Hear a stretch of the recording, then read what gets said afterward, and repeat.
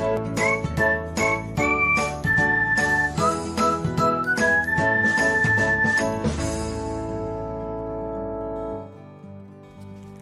everyone, welcome back to another episode of Technologyglance.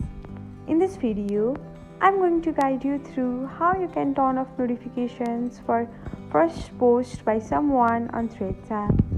So, let's get started.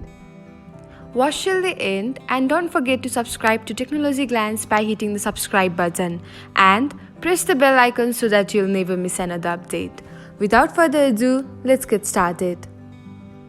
First of all, open the Threads app on your device. Now tap on your profile icon. After that, select the hamburger menu.